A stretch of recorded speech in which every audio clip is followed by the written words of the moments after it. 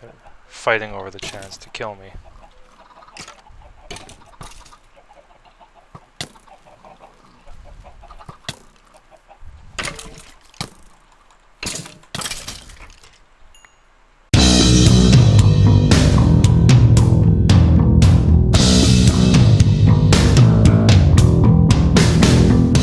Alright, welcome back everybody. Here we go one more time. As you can see, I'm standing here in the village. Behind me is the Creeper Express building. You may notice I did make a little bit of a widening here. I had to add 2 more to the width because unfortunately the design I had inside didn't quite fit. Originally I had the item elevator planning on dropping the items right here on this square. It got a little cramped underneath there, the spacing wasn't right, I had to move it out 2 squares, which means pushing the whole wall back. Not a big deal. Aesthetically I think it's nicer because now the room is balanced. It's 5 on each side, before it was only 5 and 3. So it's a little more balanced in here. I did finish up some of the stairwell here. I haven't removed all the stone, but I got a nice quartz stairwell here. And the big reveal, I went and lined both sides. You can see the buttons are all matched up now. I've got items. I've got dual reset buttons because if you're going along and you're picking some items off of this wall and picking some items off of this wall, if you happen to grab the wrong one, you don't want to have to reset the whole thing. You know, resetting half is bad enough. So I put a separate reset button for each line. Again, those go up to here, which deactivate the line. I did wire in a single button.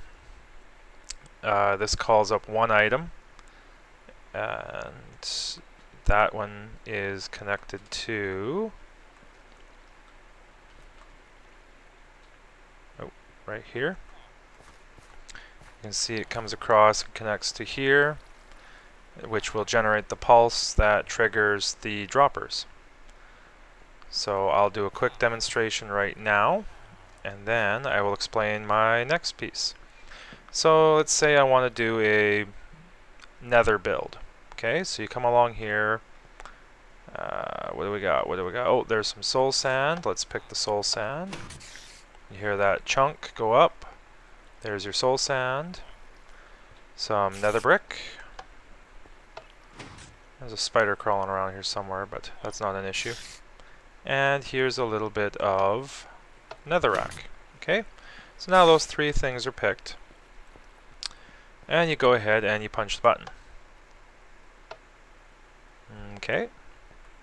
If we're lucky, we'll get down here in time to see it. Oh, maybe we didn't. Okay, but we should find at the top of these lovely white stairs what we called 1, 2, 3. Nether brick, soul sand, and netherrack. So that's what we're looking at. That is the entirety of the system. Throw them back in here and away they go. And now the hopper system carries them around, deposit them into their respective droppers, and we're all set again. So like I said, separate reset buttons.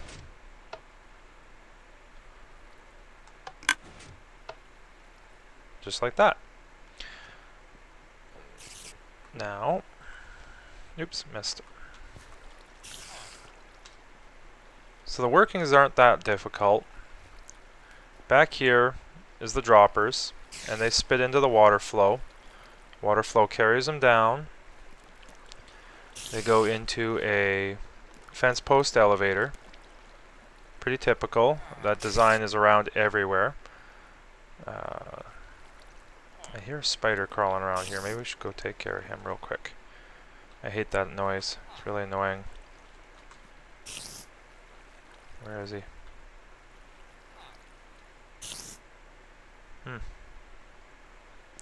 Well. Same thing on the other side.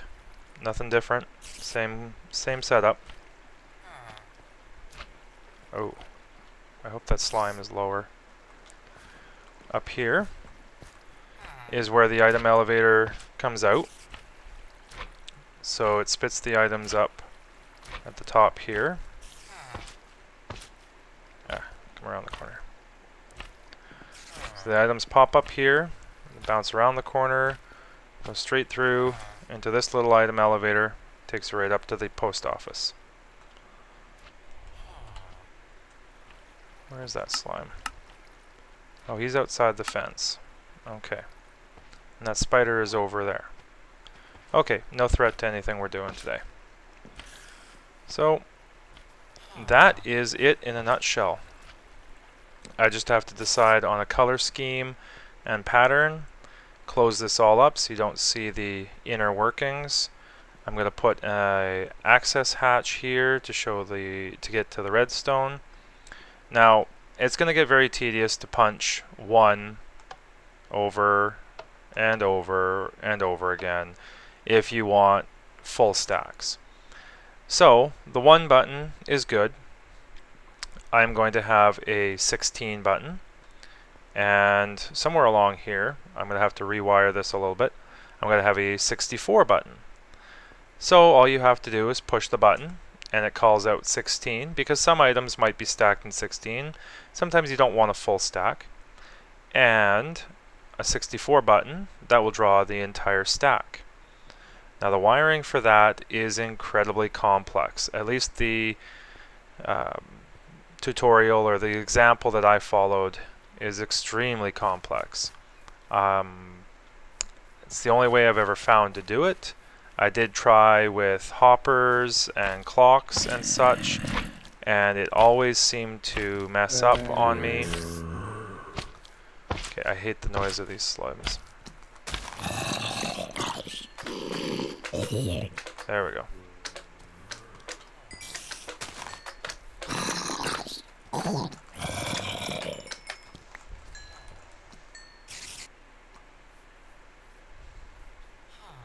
Alright. Sorry, kind of got distracted there. See if I can make that jump. No, I can't. Alright. I want those slimes though.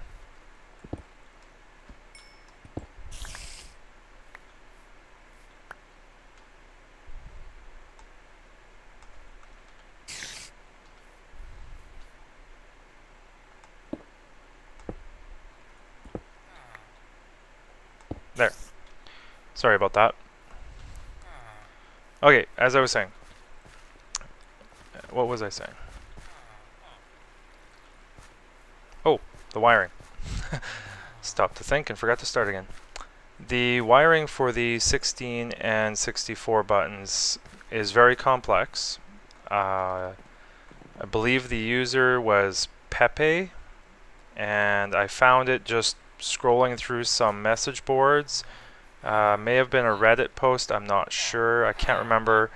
They posted a download for a world, and in it had several complicated machines, one of which was a mechanism that allowed you to select from pretty much 1 to any number you wanted, and it gave you a single button pulse to produce that many redstone signals. So I'm going to switch over to Creative World, and it'll show you exactly what I'm talking about. Alright, so I've come over to Pepe's world, where as you can see there are a number of large redstone creations. I haven't even begun to explore them all, because the one I was after is this machine right here. And down here he has it labeled as 64, 16, and 1. And all of this makes that possible. Now, I'm not at all inclined to explain how this works because I honestly don't know. I just know that it does. By pushing that button, it creates a repeating pattern that runs down this whole length and causes this clock to turn that many times.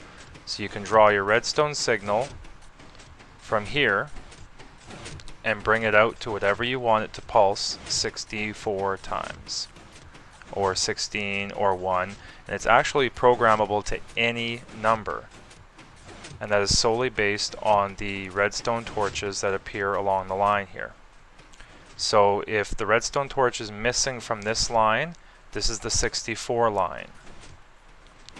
This is the 32 line, the 16, 8, the 4, the 2, and the 1. As you can see, on the 16 line, it's missing its torch. And on the 1 line, it's missing its torch. And see, it just keeps going.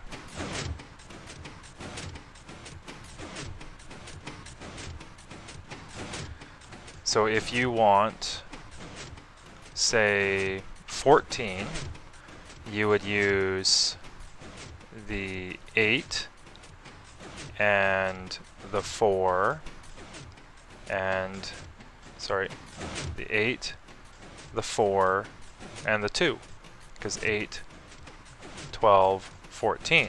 If you want 15, you'd use the 8, the 4, the 2, and the 1, and you would remove those redstone torches. Same goes at this end. If you want 76, let's say, you'd have the 64, and then you would have the 8, which would be 72, and then the 4 to get 76, and it just keeps repeating. And if you removed all of these torches, it would go up to 127, because to get 128, you would have to create another dark green row right beside this one in this pattern, and it would have these sticky pistons and this whole setup right to here. They're all repeating pattern over and over again. And to go to 128, you would just simply add another row here and remove that redstone torch. So it's huge, it's complex, but it does exactly what I want it to do. I have yet to find anything smaller. I would love to find something smaller, but for now, that's what I'm going to do.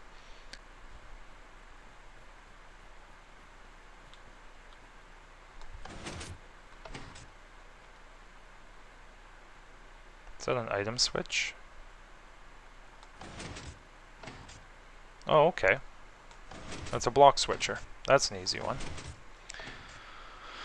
Yeah, some of these get extremely involved, and some of them, as the block switcher showed, are just as they are. Like I said, there's no names, there's no tags, there's no descriptions. I downloaded this world solely for that multiple redstone pulse generator, which I've now lost. So, yes, I will try and find the link that I followed. If I can, it will be in the description. And if not, I'm giving full credit to the user. It was Peppe, Peppe, just like that. And, oops. So if people know him or know of that, great. I'm not sure. I haven't been able to find any videos by him on YouTube. This one was a link to a world download in a message board format. So yeah, that's what I'm going to be building. Now again, like I said, this could be programmed to any number I want, but I think this division of 1, 16, and 64 is more than adequate for what I'm doing. Now remember, this is going to be hooked up to the dropper system that I created. So this will send 64 pulses down those 2 rows, creating 64 drops out of every piston, or sorry, every dropper that is triggered by the pistons. So it's a big, complex, crazy build. I'm going to give it a shot, and you're going to come along for the ride. Alright, so this is just a rough in. Really going to try and avoid going with the grayscale color scheme here. It's going to look really dull after a while if I do that, so I'm going to mix it up a bit, add some different materials, but for now I just want to get the hardware in. And so I've got the 3 buttons wired and labeled. Behind here, 1, 2, 3 threads of redstone. I've got a lot of carving to do to get a cavity big enough. This is the line that will come back to trigger there. I've got a matching one over here. So they will meet at some point where the redstone pulse is generated, and it will split the signal between the two, and they should pulse virtually at the same time. However, it's just a matter of getting it all wired in. So I've got to tear out a large cavity back here and start installing. I've got a great deal of wool banked up. I've already started selecting some colors. I'm not going to be able to use the exact same color scheme I had in the creative world because I can't find the green. As I've mentioned before, it's been a problem of mine.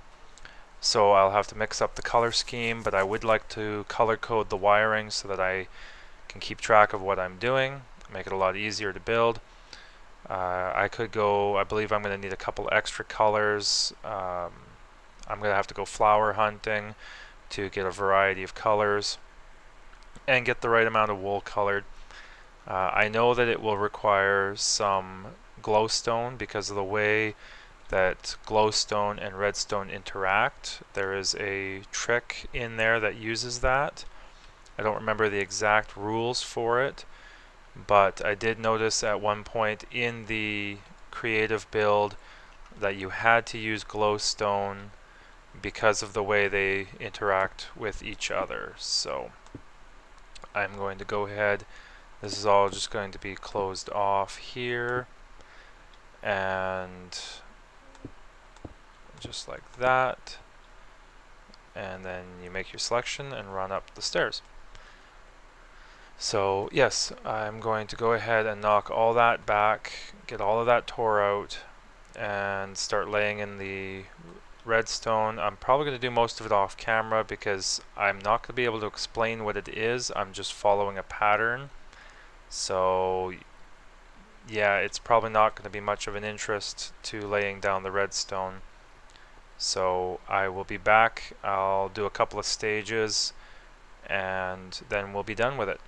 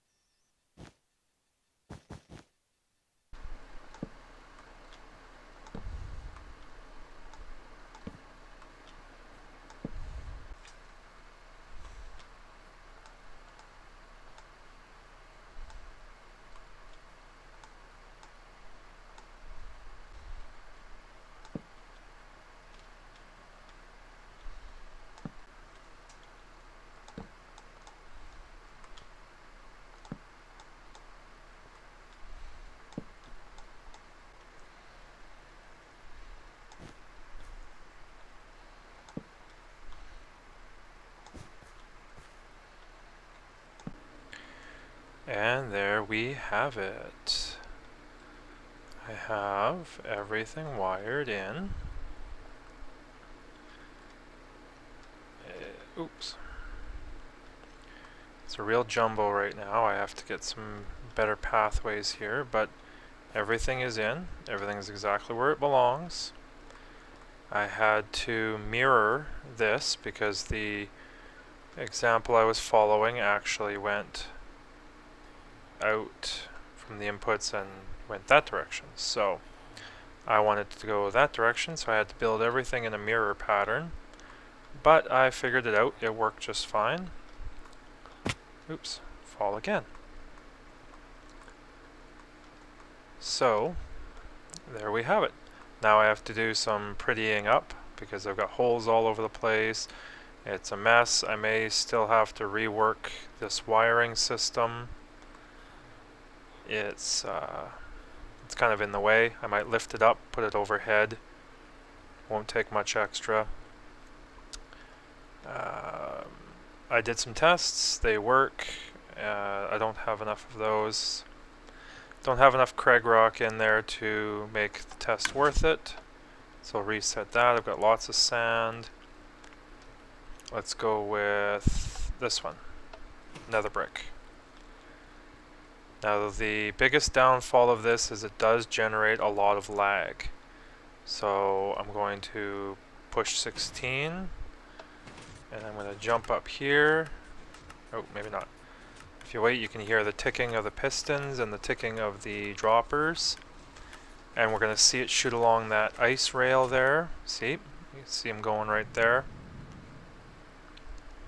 Luckily it's quick. Even the 64, that was 16. The 64 doesn't even take all that much time. You just saw all that shoot across the ice. I'll go upstairs. And 16 and 3, okay. Maybe I didn't have enough sand in there. I thought I had lots of sand. Let's try that again. Okay, we're going to try it with dead wood this time. And I know I've got lots of that. So we saw we had 16 of the nether brick, so we should be seeing 16 of the dead wood.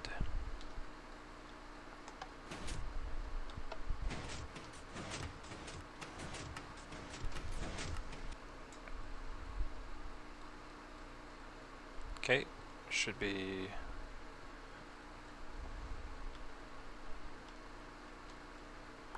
There it is. So I guess it just didn't have enough sand in there. So I can throw those back into there, and they go back to the hoppers they belong in. Except for the major amount of lag that the hopper system and the calling system create, it is actually quite an effective and relatively quick system.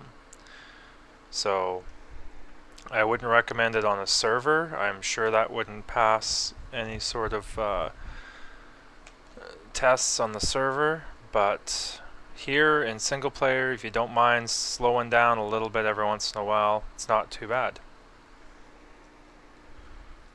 Alright, so I've more or less kind of finished up down here. I'm not overly sold on it. This room in particular kind of bugs me. I don't really like the way it arches up. The colors kind of blend together, and I don't know, I don't, especially this arch here. Down here's not so bad though. You know, it's keeping with the wood tones and the stone. I got the glowstone in there for lighting. So I don't know, I think I'm probably going to play with this a bit. It's enclosed, it's the right idea. I might change the color scheme though. We'll see what happens there. Yeah, basically that's about it. So this is another big project done and over with. Oops. So I get to play around with that, get my storage sorted out in that manner. And other than that, I don't think I've got much time to start anything new. No, I think now we'll just head off, grab a bite to eat, and call it a night. Alright, so I think I'm going to go with something rather simple today. I'm thinking of just a plain old peanut butter and jelly sandwich.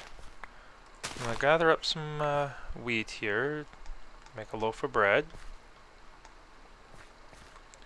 and my jam or jelly of choice, of course, is raspberry. So let's root through the old box here and see if we've got some raspberries. Nope, grapes. Now I've got raspberries planted. Raspberries, there we go. So take some raspberries. And what else? We need peanuts. Where is the peanuts? I have peanuts planted. There they are. So a peanut. And what else does that entail? Let's go like this. Sand. There we go. Apple, blackberry, cherry. Looking for... I guess it doesn't really matter. There. Recipe. So bread, peanut butter, jelly, and a cutting board. Make peanut butter. Apparently you juice the peanut butter.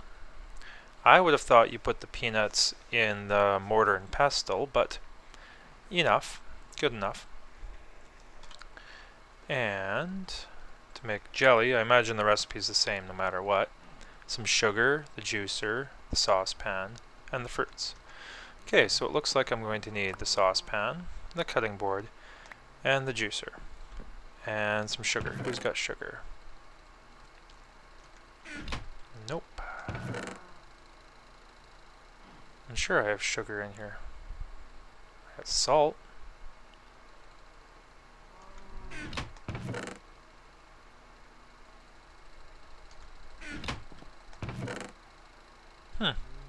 Okay, well, I've got sugarcane growing out here.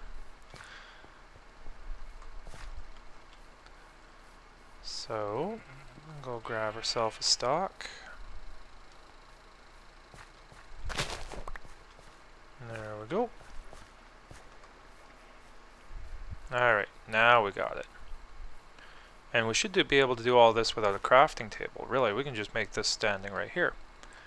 Let's get ourselves some sugar.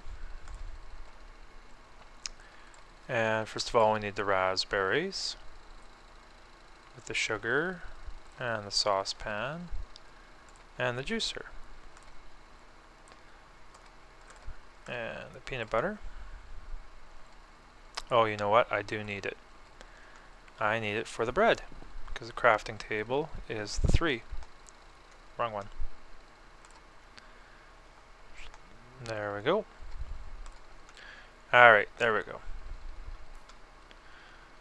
So, raspberry jelly and peanut butter.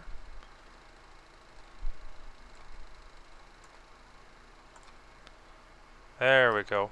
Peanut butter and jelly sandwich. Oh, yeah, just throw our utensils on the ground here.